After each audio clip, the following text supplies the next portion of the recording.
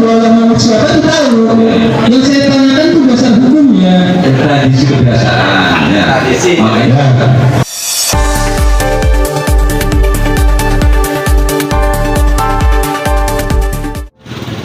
Balai Desa Ujung Gebang Kecamatan Susukan mendadak memanas pada Jumat, tanggal 23 Mei tahun 2025.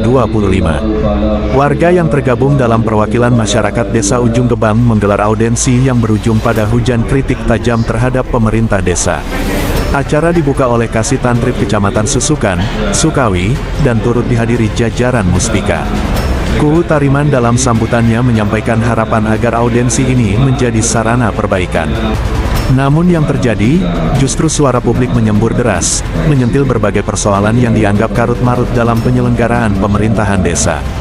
Sorotan tajam warga diawali dari pertanyaan mendasar, apakah Desa Ujung Gebang benar-benar memiliki RPJMDes? Lanjut ke isu yang lebih serius, pemberhentian perangkat desa tanpa SK resmi, hingga tenaga pembantu desa yang dinilai tidak layak dan tidak transparan proses pengangkatannya. Tak berhenti di situ, warga menguliti dugaan perdes asal-asalan, hasil lelang bengkok yang tak jelas, hingga APB Des Perubahan yang penandatanganannya dianggap janggal. Surat pemberitahuan pembuatan Abdes Perubahan dari kecamatan bertanggal 14 Maret tahun 2025, namun Abdes Perubahan ditetapkan mundur ke tanggal 28 Desember tahun 2024. Isu paling panas datang dari dugaan pungutan liar pungli, berkedok, suksara, perbau 80 kg yang tidak memiliki dasar hukum, tidak jelas tujuannya, dan ditengarai hanya menjadi beban masyarakat tanpa akuntabilitas. Yang pertama adalah satu tentang penyelenggaraan pemerintahan desa. Yang kedua tentang lelangan atau PAD. Yang ketiga tentang pungutan suksara, atau bisa dikatakan di sini kita bilang kalau bahasa kasarnya pungli.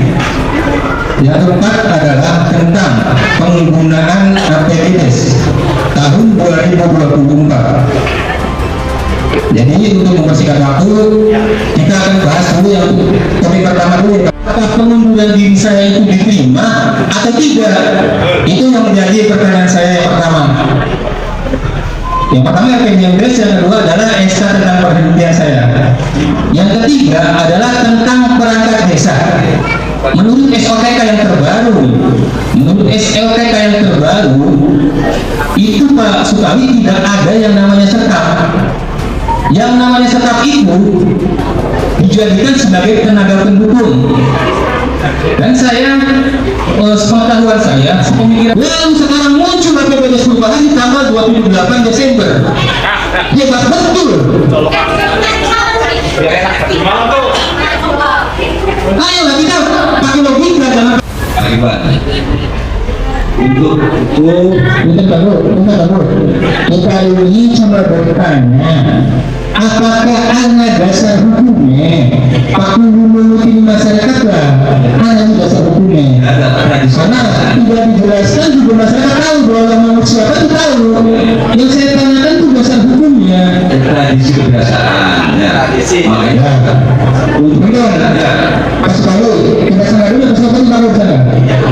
Sekarang pas sekali di sini ada orang pintar lah, ada BPD, ada dari kecamatan, ada badan pengambil dan Pak Kapolsek. Apakah kebiasaan itu bisa menjadi dasar hukum Pak Kapolsek, badan pengambil, lagi bisa tidak? Tidak bisa kan? Ayo kita berpikir sehat, kita berpikir mudah. Begitu, kalau anggaran tadi dihilangkan, ya nanti saya musyawarah desa itu bukan dihilangkan, kita minta pertanggungjawaban.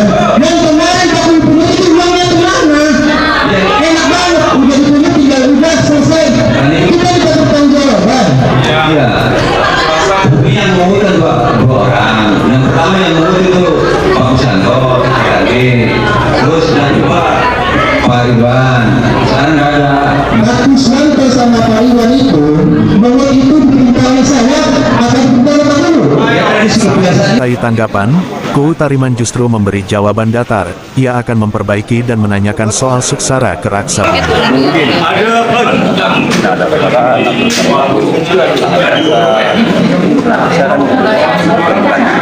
Itu kan tadinya termasuknya bukan pertanyaan ya Pak, pertanyakan tapi termasuk juga tuntutan. Itu bagaimana Pak?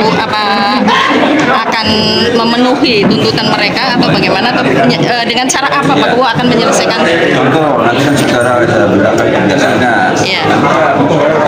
Begini dulu, gimana mau bilang sama tunggalnya gitu. Karena yang waktu ini yang mau tentang kali satu ini itu satu juga, nanti lagi sekitar itu. Itu tadi Itu yang saya ingat tadi buminya belum datang, nanti saya bisa ke BPD itu. Ya, barangkali penggunaan dananya sudah dikatakan. Ya, yang bumi tadi kan. Nanti saya bisa ke BPD. Salah satu perwakilan audiensi dengan nada geram menyatakan, jawaban mereka semua muter-muter, gak nyambung. Hampir 2 jam kita duduk, tapi gak ada satupun output yang jelas. Kami gak berdebat, biar masyarakat yang menilai. Ia juga menegaskan bahwa langkah hukum telah ditempuh, laporan sudah dilayangkan ke DPMD dan Polres. Kalau masyarakat merasa belum puas, bukan tidak mungkin akan ada aksi lanjutan, tegas. Audiensi tadi, secara pribadi saya kurang keras karena hasil dari jawaban Pak Guru serta perangkat desa itu semua jawabannya tidak nyambung. Jadi biarkan masyarakat itu menilai sendiri jawaban seperti apa. Saya hanya cuma berkewajiban untuk menanyakan, dan apa yang menjadi jawaban Pak Guru saya tidak akan berdebat, karena nanti dampaknya yang saya harapkan nanti biar masyarakat tahu apa yang ada di pemikiran Pak Guru ke depannya.